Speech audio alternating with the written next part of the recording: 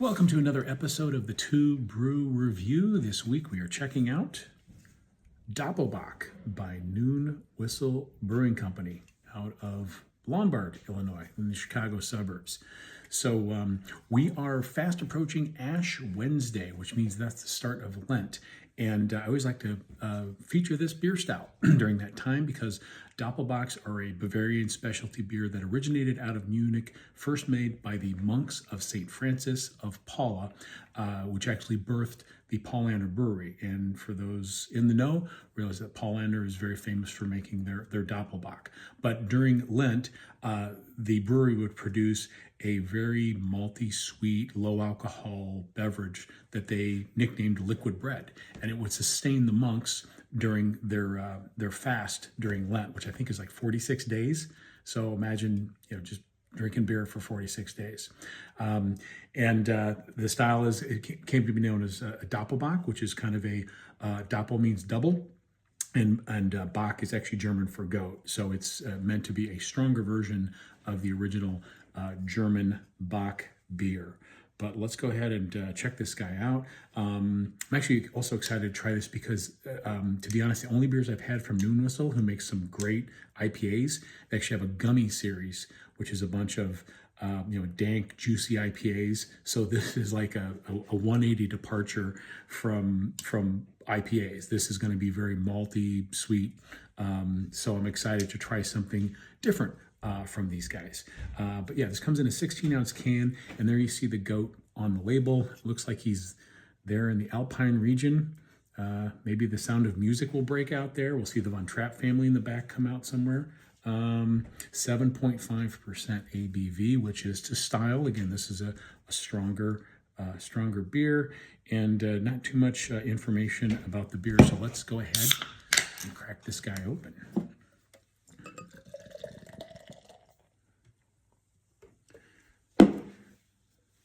So we've got that kind of a deep brown color, very translucent. It's got some really good clarity there.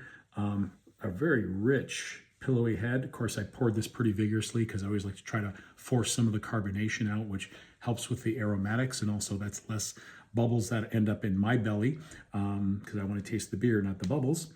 But yeah, nice tan head. Now also keep in mind that Bock beers don't necessarily have to be darker in color like this. Bocks can be more pale or more yellow in color, but most Doppelbocks especially tend to be a little bit darker, but that's not a requirement. So let's go ahead and give this guy a smell. Yeah, you can smell like the the complex sugars in there, like dark sugars, toffee, getting a little bit of like a chocolate character in there. It's almost like I'm smelling a Heath bar. Really inviting, but also getting a nice little hit of toasted grain.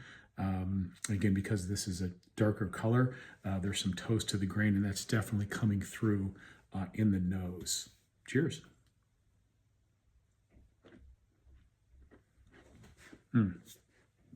Rich, malty, sweet. Just hits all the notes of a Doppelbock. But I'm getting, again, nice little hit of roast character in there. The sweet is the main player, but a little bit of roast.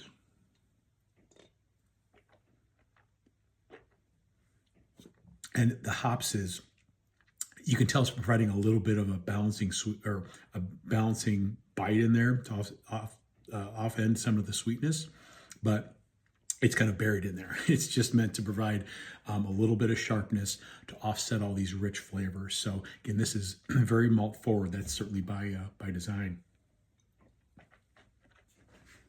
Yeah, delicious. It's not too full bodied, but definitely medium heft to it.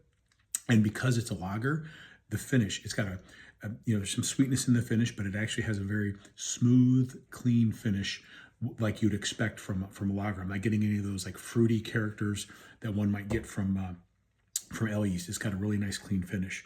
So yeah, kudos to Noon Whistle. They did a really good job making a Doppelbock. So I think this is a Great way to kick off the Lenten season. So yeah, check this out. This is an American interpretation of Germany's liquid bread. This is Doppelbock from Noon Whistle Brewing Company.